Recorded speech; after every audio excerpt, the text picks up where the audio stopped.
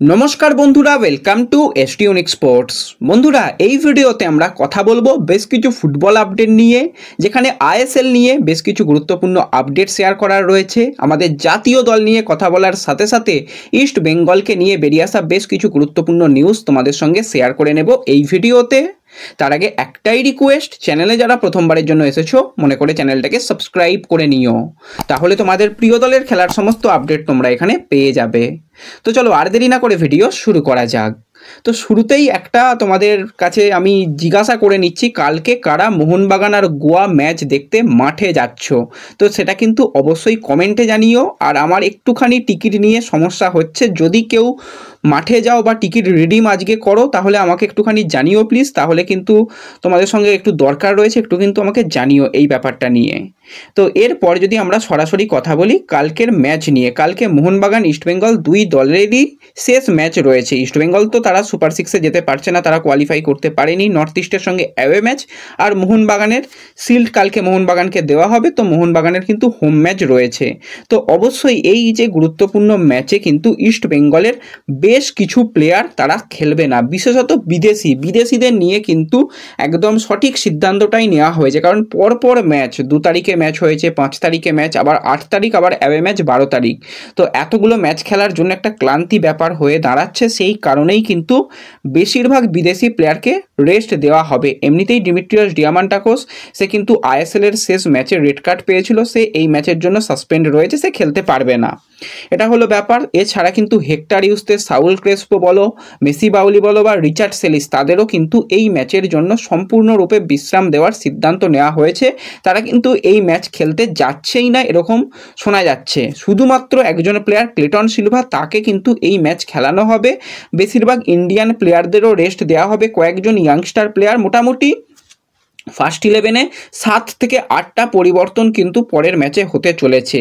এবং এমনকি যেটা শোনা যাচ্ছে, কালকের ম্যাচে কিন্তু হেড কোচের দায়িত্ব হিসাবে বিনো জর্জ তার দলকে সামলাবে। বেশিরভাগ ইন্ডিয়ান প্লেয়ারদের নিয়েই শেষ ম্যাচ খেলাবে, খুব সম্ভবত কিন্তু অস্কার এই ম্যাচটা খেলাবে না।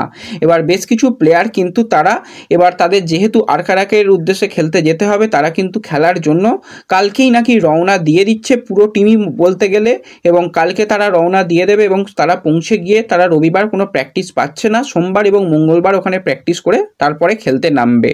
এবং কিছু প্লেয়ার যারা নর্থ ইস্ট ম্যাচ খেলতে যাবে, তারা নর্থ ইস্ট থেকে সরাসরি কিন্তু একদম রওনা দেবে এই যে গুরুত্বপূর্ণ চ্যালেঞ্জ লিগের ম্যাচ, সেই ম্যাচটা খেলার জন্য। এটা কিন্তু একটা সঠিক সিদ্ধান্ত নেওয়া হয়েছে যে প্লেয়াররা অন্তত রেস্ট পাচ্ছে এবং তারা ফ্রেশভাবে খেলতে পারবে। এমনিতেই তাদের এতটা দূরে গিয়ে খেলতে হবে, তো সেক্ষেত্রে একটা তো জেট ল্যাগের ব্যাপার থাকবে, তার উপর যদি ম্যাচের একটা প্রেসার থাকতো, ম্যাচের একটা টায়ার্ডনেস থাকতো, সেটা কিন্তু পরের ম্যাচটার জন্য যথেষ্ট চাপ হতো। এটা কিন্তু সঠিক সিদ্ধান্ত নেওয়া হয়েছে। নিয়ম রক্ষার যেহেতু ম্যাচ, তো নমো করে সেরে নেওয়াটাই ভালো।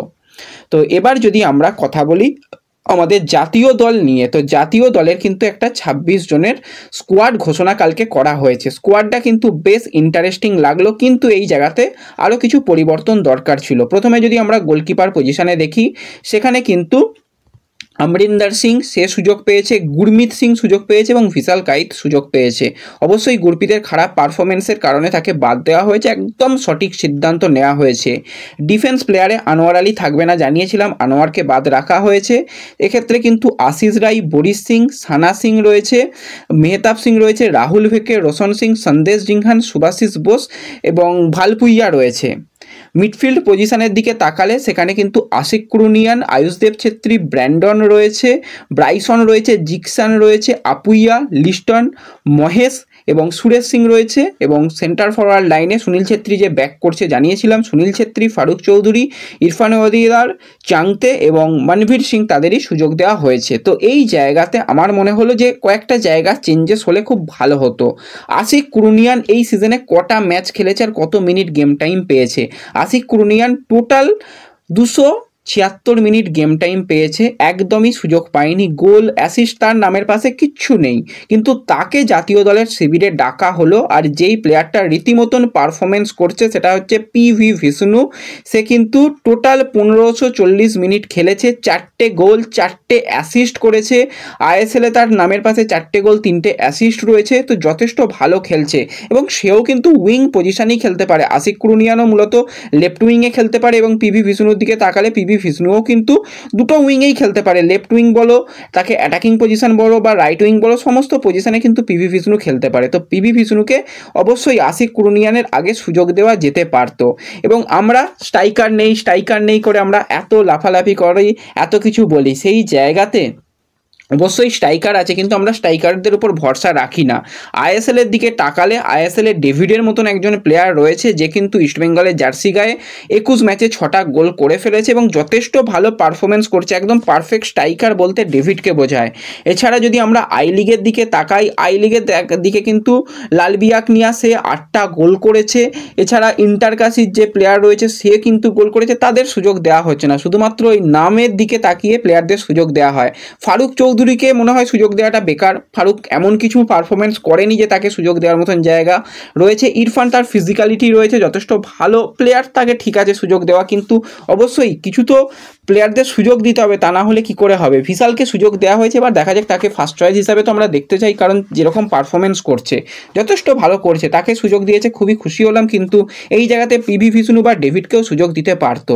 এবং দীর্ঘদিন বাদে মহেশ নতুন একটা পজিশন তাকে অস্কার দিয়েছে, সে কিন্তু কিছুটা অ্যাটাকিং মিডফিল্ড বা সেন্ট্রাল মিডফিল্ডে ভালো খেলছে। তো মহেশ কিন্তু অনেকদিন বাদে আবার জাতীয় দলে ব্যাক করছে, এটা কিন্তু খুব ভালো একটা ব্যাপার। এবং ইস্টবেঙ্গল থেকে জিকসান মহেশ দুজন সুযোগ পেয়েছে, মোহনবাগান থেকে বেশিরভাগ প্লেয়ারই সুযোগ পেয়েছে, 7 থেকে 8 জন প্লেয়ার সুযোগ পেয়েছে। তো ওভারঅল যদি ডেভিড বা একে পিভি ফিসনুকে সুযোগ দিত আরও ভালো হতো। তো ব্যাস এটাই বলার ছিল এই ভিডিওতে। ভিডিও ভালো লাগলে লাইক শেয়ার করে দিও, চ্যানেলে প্রথমবারের জন্য এলে চ্যানেল সাবস্ক্রাইব করে নিও। তো দেখা হবে পরবর্তী ভিডিওতে, ধন্যবাদ।